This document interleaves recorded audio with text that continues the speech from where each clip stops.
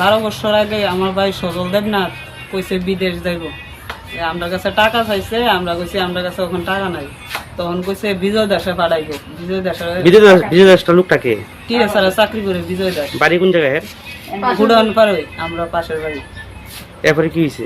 তারপর হে বিদেশ পাঠাইছে, 7 বছর পরে বাড়িতে আইছে, আয়াসিরা 1 মাস তারা বাড়িতে আসলো, আমরা লোকে যোগাযোগ করতে দিছে না তারা। যদি জিজ্ঞেস করতে যায় মারধর করে। 3 বছর আগে একবার এমন বাবুরে মারছে, জিজ্ঞেস করে না, আবার ওখানে জিজ্ঞেস করে না, আবার রাস্তা ফলাইয়া মারছে, রক্তাক্ত অবস্থা করছে। তো এই ব্যাপারে আমরা কি মনে হচ্ছে আমরা বাইক কোথায় আছে এখন? এখন আমরা জানি না কোথায় আছে, আছে না নাই আমরা ঠিক জানি না কই আছে।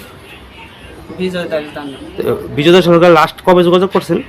লাস্ট 19 তারিখ যখন বাবা জিজ্ঞেস করছে যে তোমার ভাতিজা এই অবস্থা, আমার ছেলে কই, তখন ওই রাস্তা ফলাইয়া মারধর কইরা রক্তাক্ত অবস্থা করছে।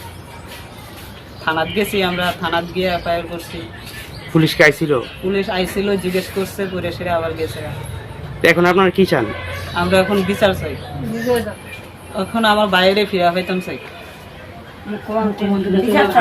মুখ্যমন্ত্রীর কাছে আবেদন, আমরা শক্ত বিচার চাই। ভাই যেমন বাড়িতে আয়ে হে যেমন ফিরাই দে। হে আজকে 12 বছর ধরে আমার বাইরে নিয়ে আগলাই রাখছে, মা বাবার লোকে কোনো দেখা সাক্ষাৎ করতে দেয় না, বাইরের লোকে আমরাও যোগাযোগ করতে দেয় না। 1 মাস হের ঘরের ভিতরে আসলো, বাইরেতে দিছে না। আপনার কাছে অনুরোধ, এই বিচারটা আপনারা দেখবেন।